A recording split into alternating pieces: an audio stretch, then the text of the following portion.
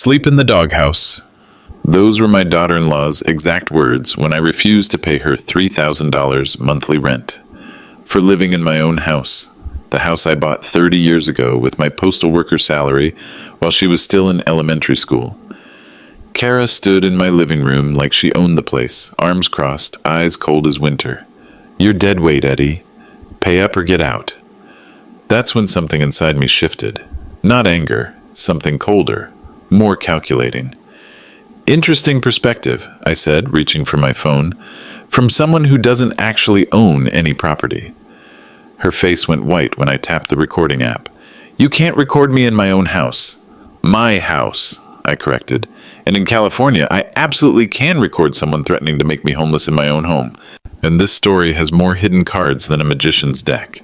And Kara was about to learn that the quiet old man she'd been pushing around had been playing chess while she was playing checkers. If you're listening somewhere you call home, maybe your kitchen, your car, your favorite chair, drop a comment about the craziest thing a family member ever demanded from you and hit that subscribe button. Because what happens next will make you question everything you think you know about family loyalty. Because sometimes the person trying to destroy your life gives you exactly the evidence you need to destroy theirs. Let me back up and explain how we got to this point, because the foundation of this story goes deeper than Kara ever imagined. My name is Eddie Brennan. I'm 67 years old, and I bought this house in 1994 for $89,000. Back then, this neighborhood was just working families trying to make ends meet. I was a postal worker, getting up at 4:30 every morning to sort mail in a windowless facility downtown. Nothing glamorous about it, but I showed up every day for 35 years, and I learned something valuable along the way. Consistency compounds. While my co-workers spent their paychecks on new cars and vacations, I put 15% of everything I earned into index funds. Not because I was some financial genius. I just read a library book about compound interest and decided to take it seriously. Every month, like clockwork, even when the market crashed, especially when the market crashed. My wife Sarah used to joke that I was too boring to be poor. She wasn't wrong. Boring saved us $2.9 million over 40 years. When Sarah passed 5 years ago, I made a decision that seemed smart at the time. I transferred the house into an irrevocable family trust with Nathan as the primary beneficiary. The paperwork was filed with the county clerk in 1995, making me the trustee with full occupancy rights until death or incapacitation. I kept quiet about the details because I wanted Nathan to build his own life, not wait around for an inheritance. That might have been my first mistake. Nathan met Kara 3 years ago at some work conference. She was a real estate agent with big ambitions and an even bigger sense of entitlement. From day one, she looked at me like I was a piece of furniture that didn't match her aesthetic. Within 6 months of their wedding, she started dropping hints about how much space I was wasting in this 4-bedroom house. "It's not fair," she'd say to Nathan when she thought I couldn't hear. "We're cramped in that apartment while your father rattles around in all this space. At his age, wouldn't he be happier in a nice retirement community?" Nathan, bless him, always pushed back. "This is Dad's house, Vicky. He raised me here. It's his home." But Kara had ways of wearing people down. She'd bring up the mortgage payments, the property taxes, the maintenance costs. She'd point out how much equity was just sitting there doing nothing. She made it sound like keeping me in my own home was somehow irresponsible. The pressure got worse after they moved in 18 months ago. Kara had convinced Nathan that it made financial sense for everyone. They'd help with expenses, I'd have company, and everyone would save money. On paper, it sounded reasonable. In reality, Kara started treating the place like it was hers. She rearranged furniture. She painted walls without asking. She invited friends over and introduced me as Nathan's father who lives with us. Not the homeowner who lets us stay here, just a dependent relative cluttering up her space. The final straw came 3 months ago when I overheard her on the phone with someone, talking about how much the house was worth. $1.3 million easy, she said. Once the old man is out of the picture, we could sell and upgrade to something in the hills. Or better yet, refinance and use the equity for investment properties. That's when I realized Kara didn't just want me gone. She was planning for it. making assumptions about inheritance that nobody had confirmed, building a future on money she didn't own. So I started keeping records. I documented every conversation, every demand, every little comment about my burden on their finances. I started researching elder abuse laws. I quietly contacted an estate planning attorney named Lawrence Sullivan, who specialized in trust disputes. What you're describing could constitute financial elder abuse, Lawrence told me during our first consultation. If she's making threats about housing or trying to coerce you into financial arrangements you don't want, that's legally problematic. But it's family, I said. I don't want to destroy relationships over money. Lawrence leaned back in his chair. Eddie, let me ask you something. If a stranger moved into your house and started demanding rent money while threatening to make you homeless, what would you call that? Extortion. Family relationships don't make extortion legal. They just make it more painful. That conversation happened 2 months ago. Since then, I'd been watching Kara more carefully, noticing things I'd missed before. Late-night phone calls she took in the garage. Shopping trips that seemed awfully expensive for someone worried about mortgage payments. Credit card bills that kept growing despite 2 incomes. But there was something else. Something that made my stomach turn every time I thought about it. Last month, I'd gotten up early to make coffee and heard voices in the driveway. Kara was standing next to a silver Mercedes I'd never seen before, talking to a man in an expensive suit. They weren't talking about real estate. The way they stood close together, the way she touched his arm, the way they looked around before he kissed her goodbye. This wasn't business. My son was being betrayed in ways he didn't even know about, and the woman doing it wanted to throw me out of my own house to cover her tracks. But Kara had underestimated something fundamental about the situation. She'd assumed I was just a powerless old man dependent on their charity. She'd never bothered to look at the actual property records.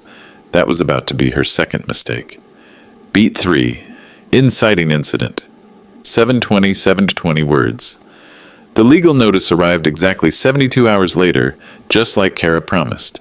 It was hand-delivered by a process server who apologized for bothering me.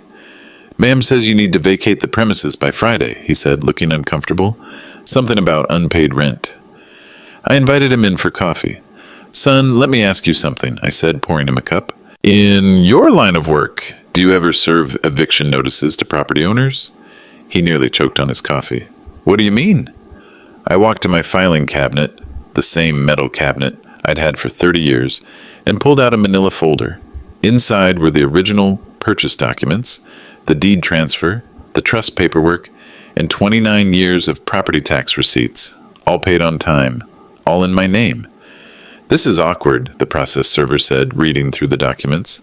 Ma'am told me you were a non-paying tenant. These papers say you own the place. They say something else too, I pointed to the trust document. They say I'm the trustee with exclusive occupancy rights, meaning nobody can evict me from my own property. The young man whistled softly. Sir, I think you need to call a lawyer. Already did, I said. But first, I need to have a conversation with my daughter-in-law.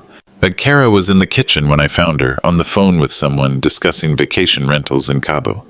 She hung up quickly when she saw me holding the legal papers. Good, she said. You got the notice. I hope this helps you understand how serious I am. Oh, I understand perfectly. I set the papers on the counter next to the eviction notice. The question is whether you understand.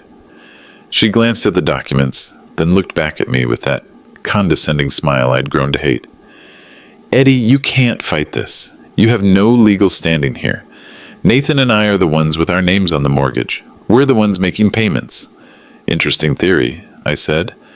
Tell me, Kara, when you applied for that mortgage, what did you use as collateral? The house, obviously. And who owned the house when you applied for the mortgage? She blinked. For the first time since I'd known her, Kara looked uncertain. The bank required title documentation before approving your loan, right? I continued. They needed to verify ownership before accepting the property as collateral. Did you happen to review those title documents?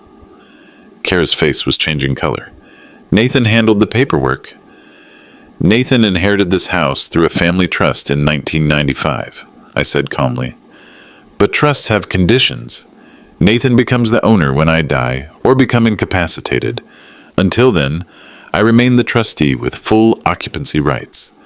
The mortgage you're so proud of paying, it's secured against a property you don't actually own yet.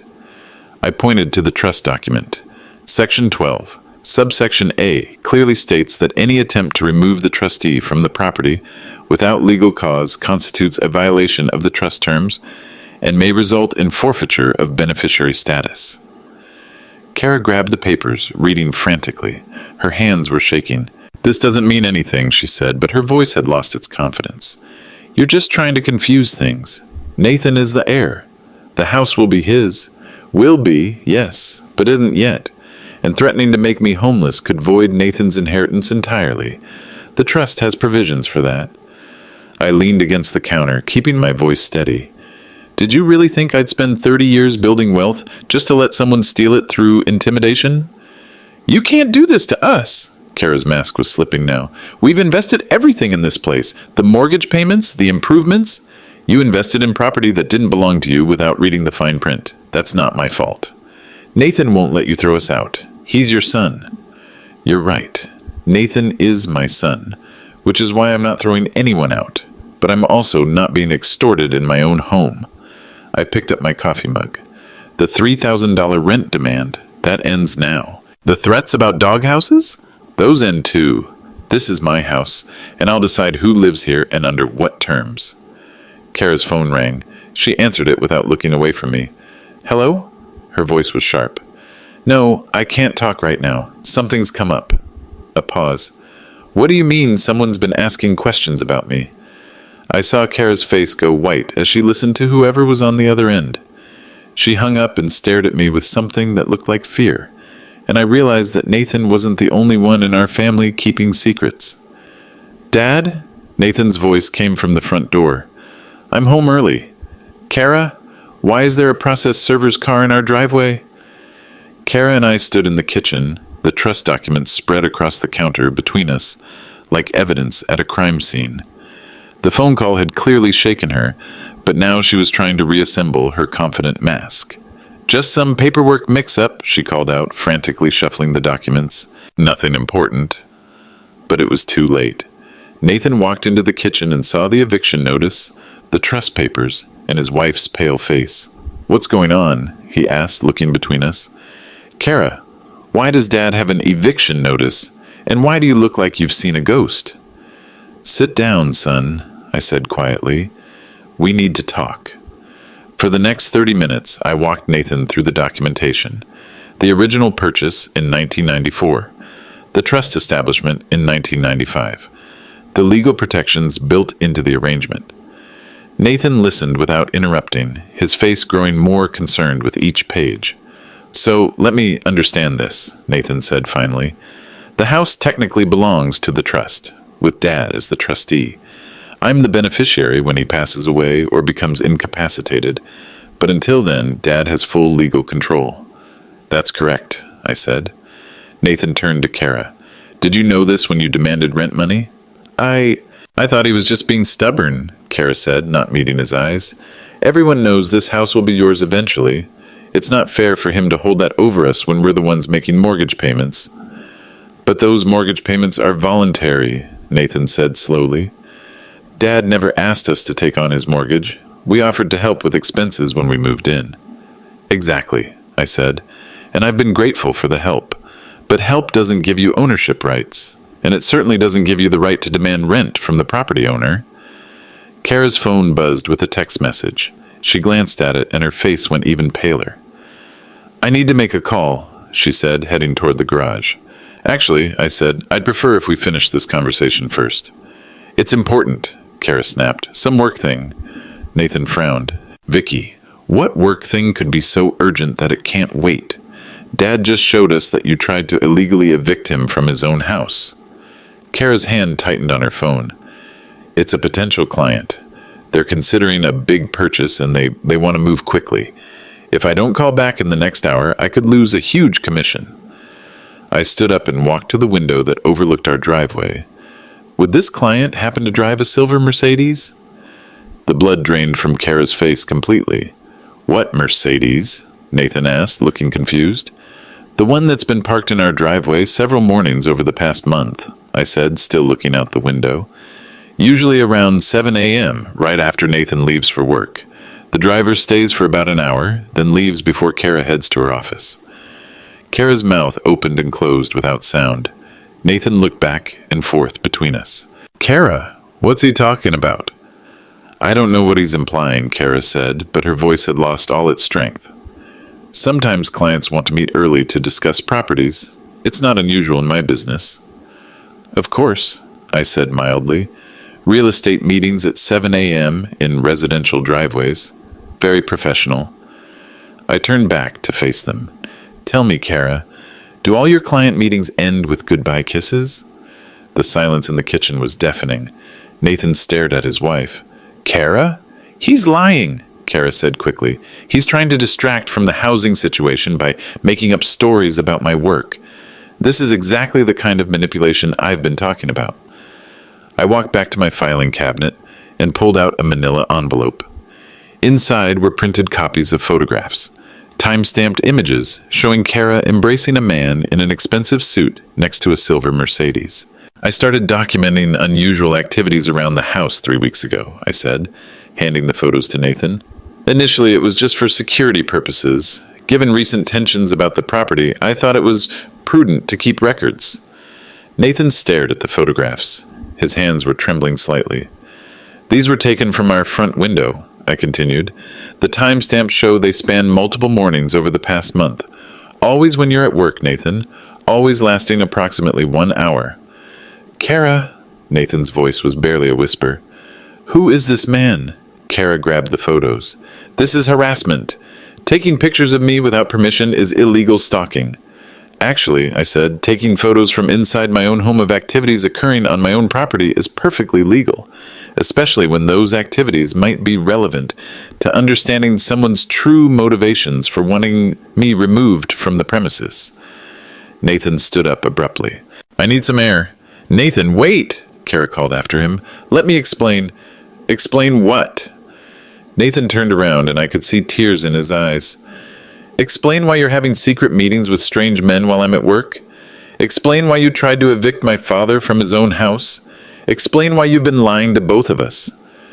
Kara's carefully constructed world was falling apart, and she was desperate to hold on to the pieces. None of this changes the fundamental issue, she said, her voice getting louder. Eddie is manipulating both of us. He's using legal technicalities to maintain control when he should be transitioning to senior care. This is financial abuse of his own family. But Nathan was already walking toward the front door, and Kara's phone was ringing again with a call she clearly couldn't ignore. That evening, after Nathan had gone to stay at his friend's apartment, and Kara had locked herself in the bedroom, I made a phone call to Lawrence Sullivan. The situation has escalated, I told him. The eviction threats are on record, and there's evidence of infidelity. I need to understand my legal options before this gets worse. Can you come in tomorrow morning? Lawrence asked. We should discuss protective measures for both you and the trust assets. The next morning, Lawrence's office felt like a war room. He spread the trust documents across his conference table alongside the photos and recordings I'd collected. Eddie, what you're dealing with is more serious than garden variety family conflict, he said. Kara's attempt to evict you from property you own is elder abuse under California law. The threats about making you homeless could constitute extortion. And if she's been making financial decisions based on assets she doesn't legally control, we might be looking at fraud. I don't want to destroy Nathan's marriage, I said. I just want the threats to stop. I understand, but Nathan's marriage might already be in trouble. Lawrence pointed to one of the photos. Do you know who this man is? I've never seen him before the past month. Lawrence turned to his computer. Based on the Mercedes license plate visible in these photos, I can run a background check. But first, I want to discuss immediate protective measures. He pulled out a legal pad and started writing. Option 1. We file for a restraining order based on the elder abuse threats. This would legally prohibit Kara from threatening your housing situation and establish a court record of her behavior. That seems extreme. Option 2, we hire a private investigator to document Kara's activities more thoroughly. If she's having an affair, That's relevant to any potential divorce proceedings. If she's making financial decisions based on assets that aren't hers, that's relevant to fraud charges. I thought about Nathan sitting in his friend's apartment, wondering if his wife was cheating on him. What's option 3?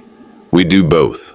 Document everything, protect you legally, and give Nathan the complete picture so he can make informed decisions about his future. Lawrence made a phone call while I considered the options. When he hung up, he had contact information for a private investigator named Tony Rodriguez. Tony specializes in matrimonial investigations, Lawrence explained. Former police detective, very discreet. If Kara is conducting an affair, he'll document it properly. If she's involved in financial impropriety, he'll uncover that too. I met Tony Rodriguez that afternoon at a coffee shop downtown. He was a compact man in his 50s with careful eyes and the kind of calm presence that suggested he'd seen everything twice. Your attorney filled me in on the basics, Tony said. Real estate agent, possible affair, attempting to extort property owner. How long has this been going on? I walked him through the timeline. The escalating demands for money, the threats about housing, the mysterious Mercedes visits. The vehicle registration came back to someone interesting, Tony said, consulting his notes. Marcus Chen, he stopped himself.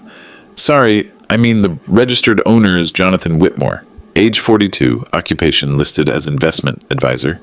He's been investigated twice by the SEC for questionable financial practices. Never charged, but several clients have filed complaints about missing funds. I felt sick. You think Kara is involved with someone who steals money? I think your daughter-in-law has expensive tastes and questionable judgment, Tony said. But let's get facts before we draw conclusions. I'll need a $15,000 retainer for 2 weeks of surveillance and background investigation. $15,000 seems like a lot. Tony leaned forward. Eddie, if your suspicions are correct, we're not just documenting an affair. We're potentially uncovering financial crimes that could affect your trust assets and your son's future. $15,000 is cheap insurance against losing everything. I wrote the check. For the next week, Tony's reports arrived daily by encrypted email. Kara's schedule was more complicated than I'd realized. The Mercedes meetings weren't her only suspicious activity. Day 1. Kara visited 3 banks in one afternoon, spending approximately 30 minutes at each location. No apparent real estate business conducted. Day 2. Kara met with Jonathan Whitmore at an upscale restaurant downtown. Surveillance photos showed them reviewing documents that appeared to be financial statements. Physical contact suggested relationship beyond professional. Day 3. Kara visited a storage facility on the outskirts of town, staying for 45 minutes. Facility specializes in high-security units, typically used for valuable items. Day 4. Kara met with an attorney who specializes in estate planning, not her normal real estate attorney. Meeting lasted 2 hours. Day 5. Kara made another bank visit, this time withdrawing a large amount of cash from an ATM. Security cameras captured her counting bills in her car afterward. This isn't just an affair, Tony told me during our check-in call. This is someone systematically moving money and assets in preparation for something big. The estate planning attorney meeting is particularly concerning. She might be exploring options for gaining control of your trust assets. Can she do that legally? Not while you're competent and acting as trustee, but there are legal mechanisms for challenging someone's mental capacity. If she could prove you were incompetent, she might be able to petition for Nathan to take over as trustee immediately. I thought about Kara's increasing comments about my age, my memory, my ability to handle finances, comments I dismissed as petty cruelty. You think she's building a case to have me declared incompetent? I think she's exploring multiple strategies for getting control of a $2.9 million trust, Tony said. The affair with Whitmore might be personal, but it's also potentially professional. Investment advisors have access to legal strategies for asset acquisition that most people don't know about. That night, I couldn't sleep. I kept thinking about Nathan, about the trust I'd built to protect his future, about the woman who was systematically working to steal it from both of us. But I also thought about something else Tony had mentioned. If Kara was moving assets and consulting estate planning attorneys, she was creating a paper trail. documentation of her plans and activities. In chess, when your opponent starts moving pieces aggressively, they often expose their strategy. Kara was making moves, but she didn't know I was watching every single one.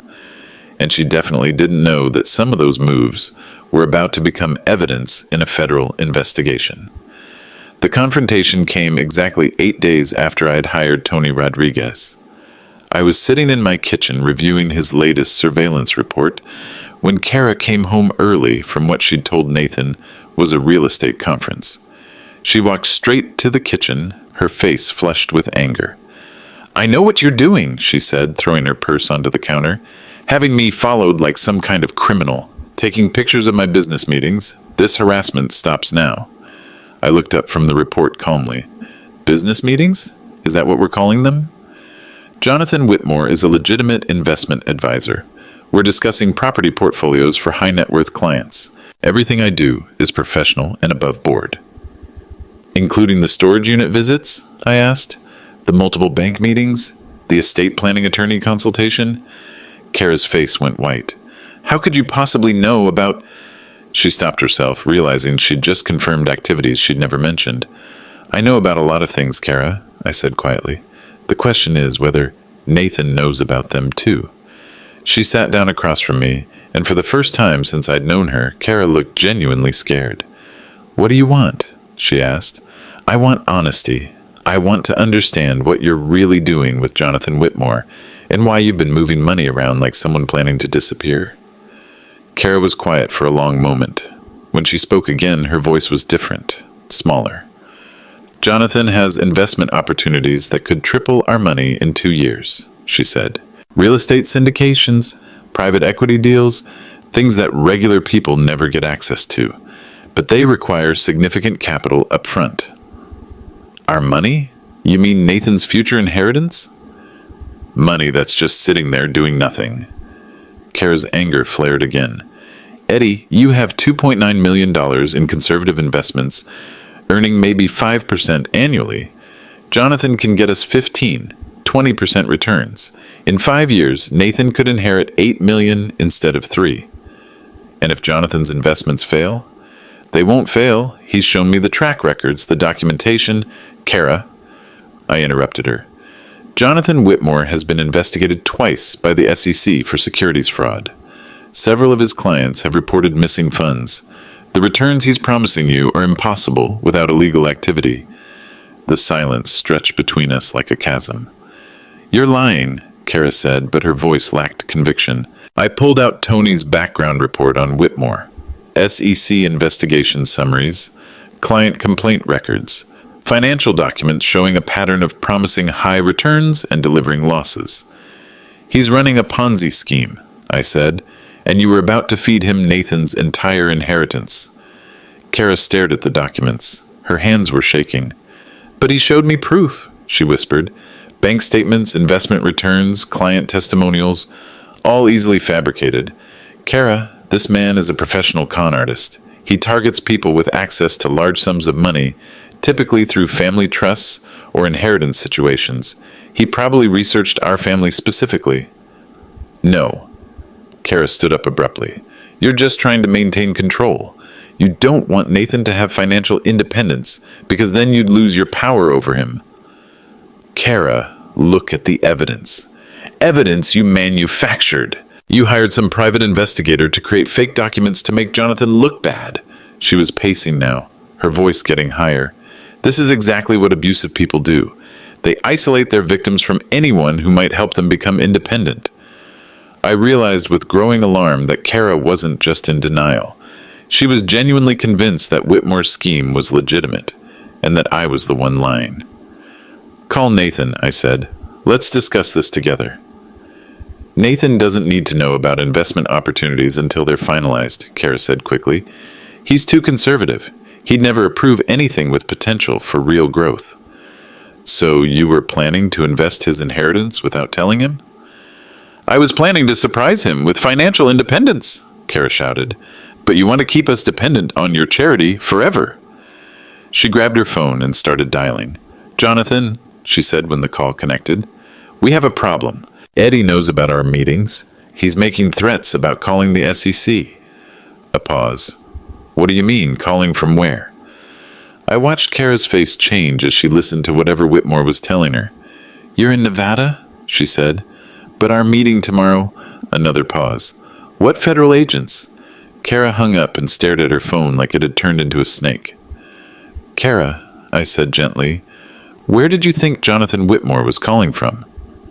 His office in Los Angeles, she whispered. He said he was preparing for our meeting tomorrow. We were going to finalize the investment paperwork. I pulled out my phone and showed her Tony's most recent report, filed just 2 hours ago. Jonathan Whitmore was arrested this morning in Las Vegas by federal agents, I read aloud. Charges include securities fraud, money laundering, and operating an unlicensed investment scheme. The FBI recovered approximately $2 million in cash from his hotel room, believed to be funds stolen from clients over the past 18 months. Kara sank into her chair like someone had let all the air out of her. How much money did you give him? I asked. I didn't give him anything yet, she said in a small voice, but I signed preliminary agreements, and I took out a line of credit against our apartment to show good faith. $50,000. Money that Nathan doesn't know about? Kara nodded, tears starting to flow. I felt sorry for her, but I also felt something else. If Kara had been this close to handing over Nathan's inheritance to a con artist, what else had she been hiding? Kara, I said quietly, I need you to understand something. This isn't about control or power or keeping Nathan dependent. This is about protecting him from people who would destroy his future for their own profit. She looked up at me with red eyes. What happens now?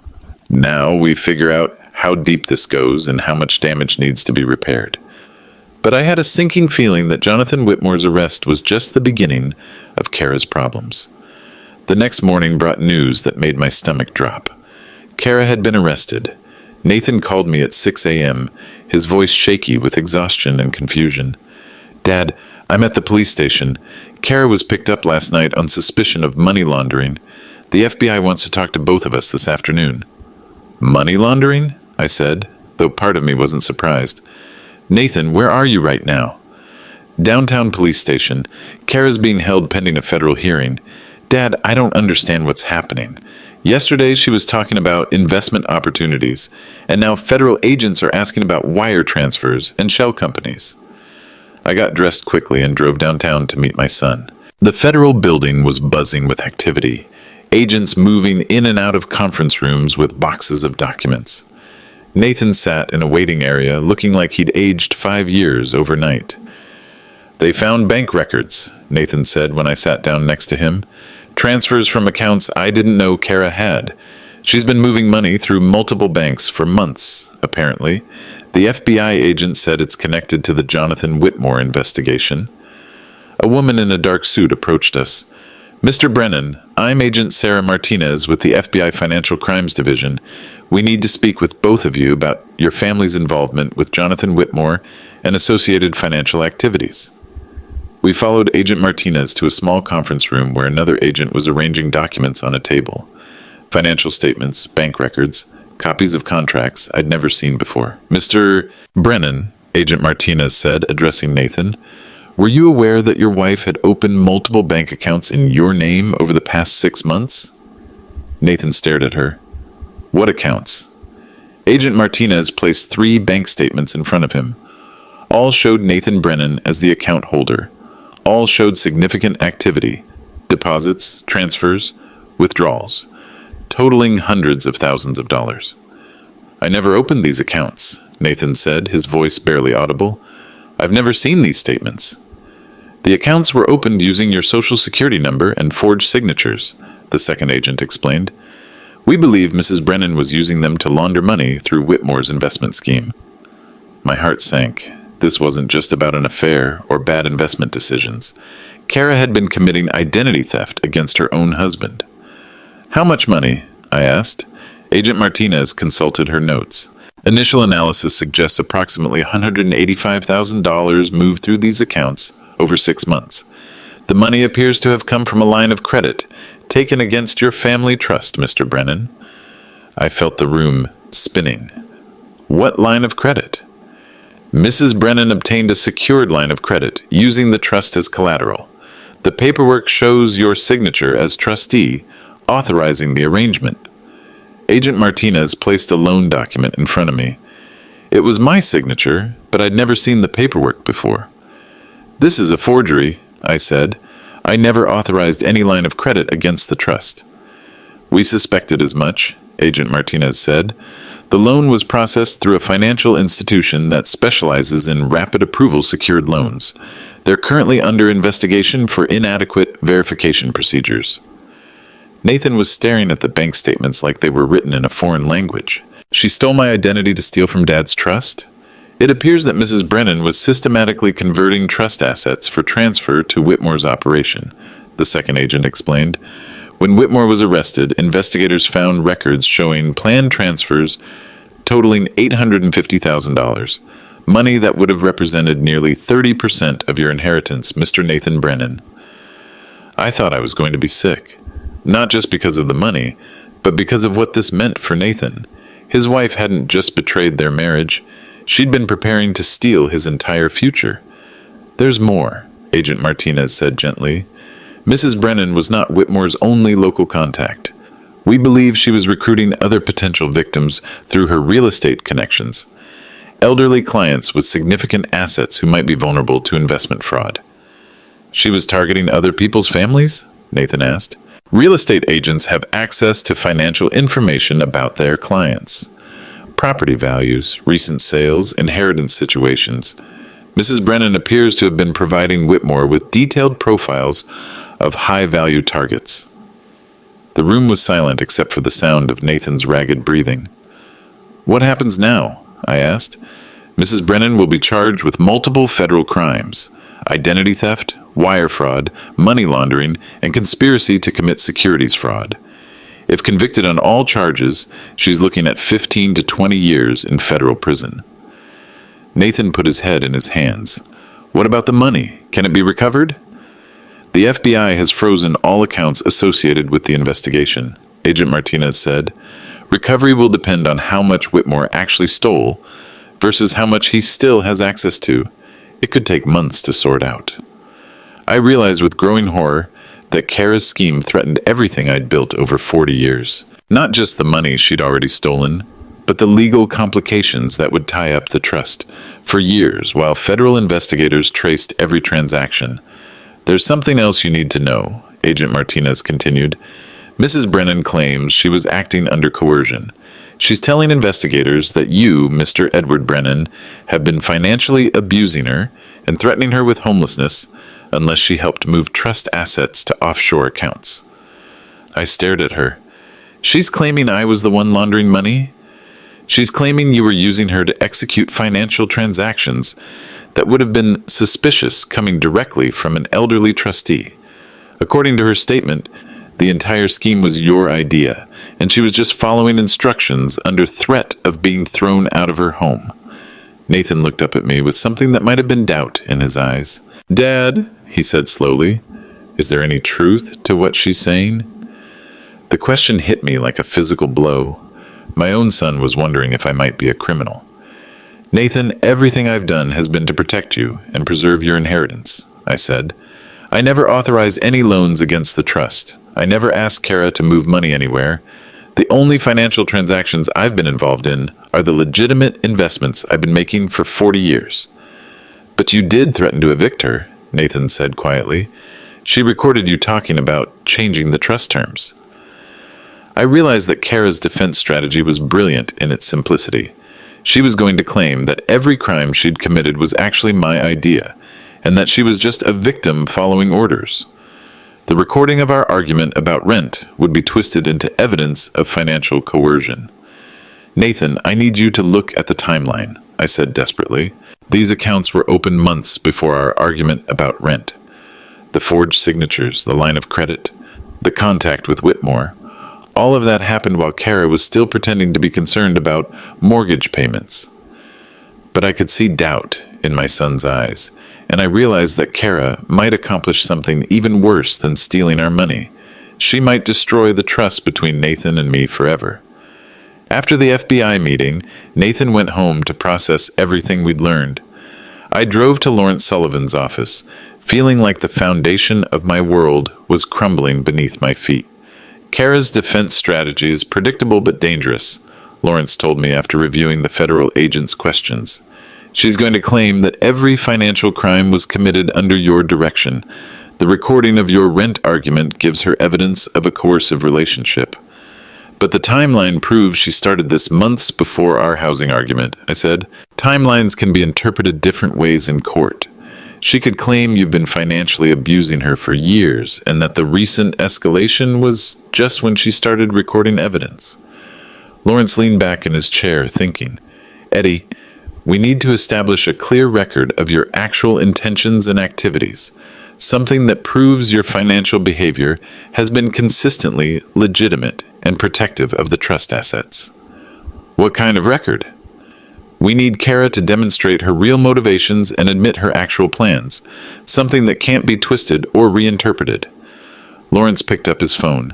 I'm calling Tony Rodriguez. If Kara is going to claim victimhood, we need her to show her true colors in a way that can't be denied. Tony arrived an hour later with equipment I'd never seen before. Tiny recording devices, wireless transmitters, monitoring software on a laptop. California is a two-party consent state for recording conversations, Tony explained, but there are exceptions for documenting ongoing criminal activity. If Kara is still planning to move assets illegally, recording those plans becomes evidence of continued criminal intent. How do we get her to reveal her plans? I asked. We give her an opportunity to believe she's won, Tony said. Kara thinks her victim defense is bulletproof. If she believes the FBI case is falling apart, she might get overconfident and reveal her real agenda. Lawrence nodded. Eddie, Kara doesn't know about your private investigator work or the extent of evidence we've collected. She thinks the only proof against her is the FBI's financial records. What are you suggesting? We're suggesting you visit Kara in jail, Tony said. Express concern about the charges against her. Let her think you're willing to cooperate with her defense. See what she says when she believes you're on her side. The idea of pretending to support Kara made me feel sick, but I understood the strategy. If she believed I was willing to help her frame the crimes as my idea, she might reveal details that would prove her guilt instead of mine. The conversation will be recorded through official jail monitoring systems, Lawrence explained. Anything she says can be used as evidence, and she'll be informed of that fact before the visit. If she chooses to discuss criminal activity anyway, that's her decision. 2 days later, I sat in the county jail visiting room, waiting for Kara to be brought in. The room was filled with other families having difficult conversations through reinforced glass windows. Kara appeared in an orange jumpsuit, looking exhausted and scared. Eddie, she said as she sat down, thank you for coming. I wasn't sure you would. Your family, I said, hating every word. Nathan is worried about you. Kara's eyes filled with tears. I never meant for things to get this complicated. The investment opportunities with Jonathan seemed so legitimate.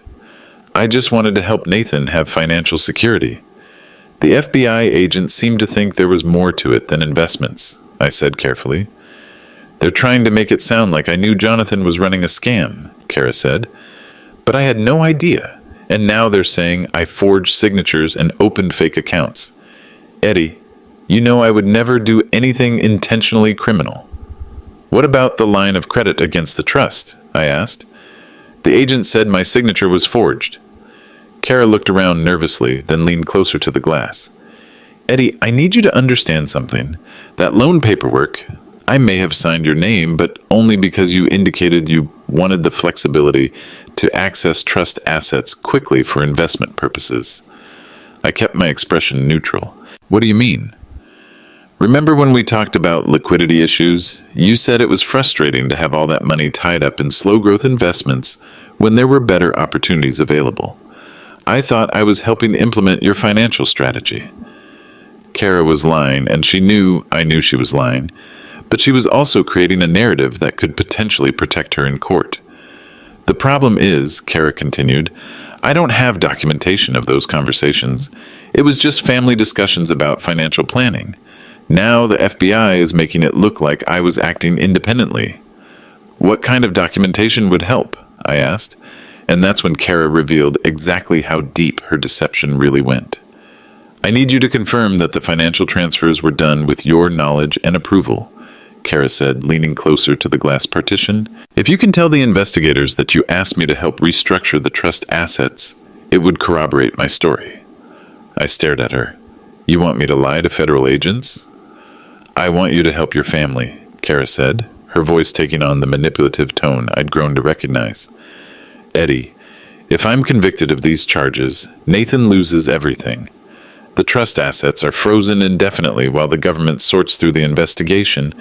Your son's inheritance disappears into legal proceedings that could last for years. Nathan's inheritance is disappearing because you stole it, I said quietly. Kara's mask slipped for just a moment, and I saw something cold and calculating in her eyes. I didn't steal anything, she said. I invested family assets in opportunities that would have multiplied Nathan's inheritance if you hadn't interfered. Jonathan Whitmore's program was legitimate. The FBI investigation is just government harassment of successful private investment firms. Kara, Whitmore was arrested with $1.2 million in cash stolen from clients. Alleged stolen, Kara corrected. None of that has been proven in court.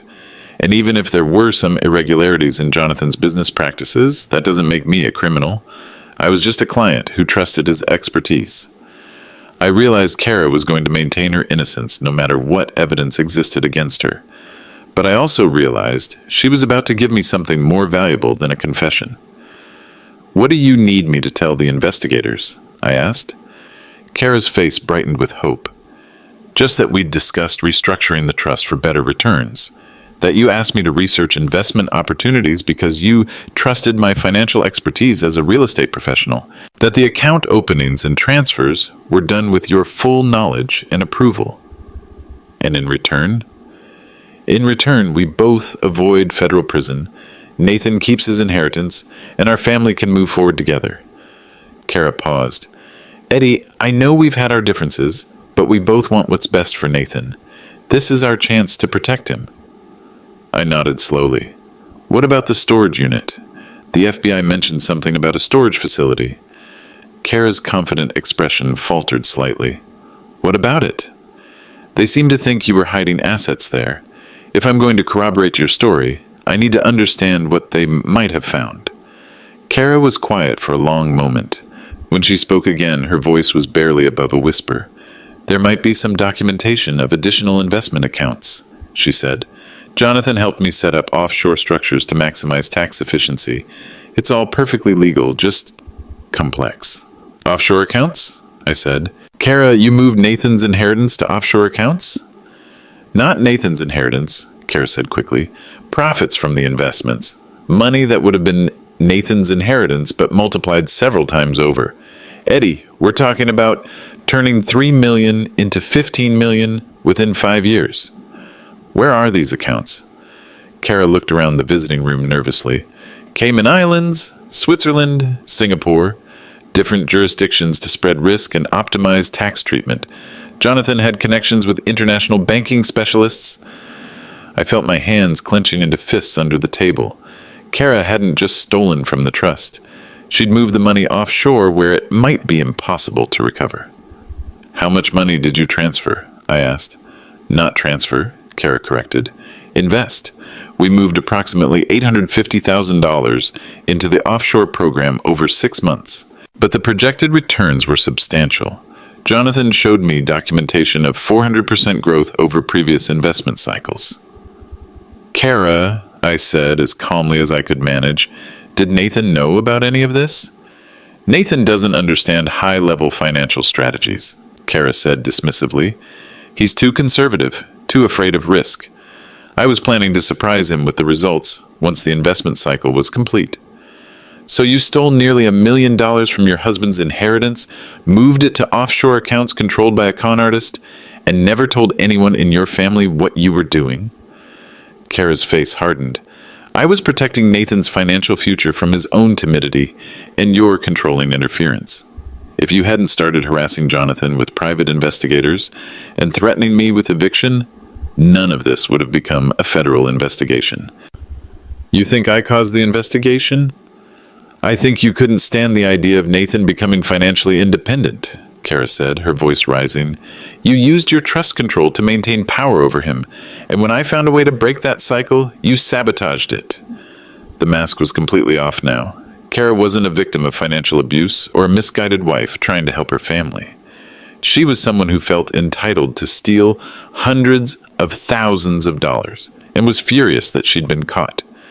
So the real story, I said slowly, is that you secretly moved $850,000 of Nathan's inheritance to offshore accounts controlled by Jonathan Whitmore, without Nathan's knowledge or consent, planning to surprise him with fictional profits from a fraudulent investment scheme.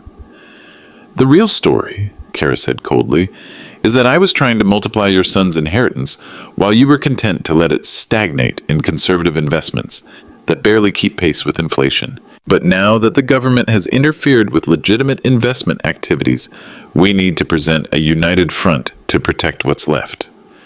Kara had just confessed to everything on a recorded jail conversation that would be transcribed and entered into evidence. But she still had one more surprise for me. Eddie, there's something else you need to know, Kara said. Nathan signed documents giving me financial power of attorney 6 months ago. Legally, I had the right to make investment decisions on behalf of his interests. My blood ran cold. If that was true, Kara might not be guilty of identity theft after all. I left the jail feeling like I'd been punched in the stomach. If Kara had legitimate power of attorney from Nathan, her defense became much stronger. She could claim she was making authorized financial decisions, even if Nathan didn't understand the details. I called Lawrence Sullivan from my car. We need to verify the power of attorney claim immediately, Lawrence said. If it's legitimate and properly notarized, Kara's criminal exposure decreases significantly. She could still be charged with fraud related to the fake investment scheme, but the identity theft charges might not stick. How do we find out? Nathan needs to check with his bank, his attorney, anywhere he might have signed financial documents. Power of attorney paperwork requires specific procedures and witnesses. I drove directly to Nathan's apartment. He answered the door looking like he hadn't slept in days. Dad, how did the jail visit go? Not well, I said. Nathan, I need to ask you something important. Did you ever give Kara power of attorney for financial decisions? Nathan frowned. Power of attorney? No, why would I do that? Kara claims she has documentation giving her the legal right to make financial decisions on your behalf. She says you signed it 6 months ago. Dad, I've never signed any power of attorney documents. I would remember something like that. Relief flooded through me. Are you absolutely certain? Positive. The only financial documents I've signed recently were refinancing paperwork for the house and some life insurance updates through my work. Nathan paused. Wait, there was one thing. My heart sank. What thing? About 6 months ago, Kara said she needed me to sign some papers for her real estate license renewal. Something about demonstrating financial stability for commercial property transactions. I signed maybe 3 or 4 documents without reading them carefully. Nathan, I said gently, I think Kara may have hidden power of attorney paperwork in those documents. Nathan's face went pale. You mean she tricked me into signing legal documents I didn't understand? It's possible. We need to find out exactly what you signed. Nathan went to his desk and pulled out a folder. Kara gave me copies of everything. She said it was important to keep records for tax purposes. We spread the documents across Nathan's kitchen table. Real estate licensing forms, financial stability, affidavits, and there, buried in the middle of the stack, a limited power of attorney document giving Kara authority to make financial decisions related to trust, assets, and inheritance planning. I never read this, Nathan said, staring at the document. I thought it was just another licensing requirement. Kara said the state needed to verify that real estate agents had stable family finances. I examined the power of attorney form more carefully. It was properly notarized, legally formatted, and gave Kara broad authority over Nathan's financial affairs. But there was something wrong with it. "Nathan, look at the date on this document." Nathan checked the signature date, March 15th. That's when I signed the licensing papers. "Now look at the notarization date." Nathan's eyes widened. "March 20th, 5 days later." "You can't notarize a document after it's been signed," I said. "The notary is supposed to witness the signing process." This document was backdated. I called Lawrence Sullivan and read him the document details. "That's notary fraud," Lawrence said. "The power of attorney is legally invalid. Nathan can file a complaint with the Secretary of State against both Kara and the notary who falsely certified the document." Does this help our case? It destroys Kara's defense completely. She can't claim legitimate authority for financial decisions when she obtained that authority through fraud. This actually adds another criminal charge against her. When I hung up, Nathan was sitting at his table with his head in his hands. "Dad, I'm so sorry," he said. "I trusted her completely. I never imagined she would trick me into signing documents that could steal my inheritance." "Nathan, this isn't your fault," I said. "Kara is a professional manipulator who targeted our family specifically. You couldn't have known." But Nathan had something else to tell me that would change everything again. "Dad, there's one more thing. Last week, Kara asked me to sign divorce papers." 6 months later, Kara was sentenced to 18 years in federal prison for wire fraud, identity theft, money laundering, and conspiracy to commit securities fraud. The offshore accounts were traced and frozen, though recovery of the stolen funds would take years. Jonathan Whitmore received 25 years and was ordered to pay restitution to dozens of victims across multiple states. The FBI's investigation uncovered a network of financial criminals targeting elderly Americans through family members and trusted professionals. Nathan's divorce was finalized 3 months after Kara's conviction. He moved back into the house with me while he rebuilt his life and his trust in people. "I keep thinking about all the signs I missed," Nathan told me one evening as we sat in the kitchen where this story began. The expensive clothes, the secret phone calls, the way she always wanted to handle financial discussions privately. "Son, predators are skilled at hiding their true nature," I said. "Kara spent years studying our family, learning our vulnerabilities, building trust before she exploited it." The trust assets were eventually unfrozen, minus the $185,000 that had been transferred offshore. Lawrence Sullivan restructured the legal documents with additional protections against future fraud attempts. But the most important change was in Nathan himself.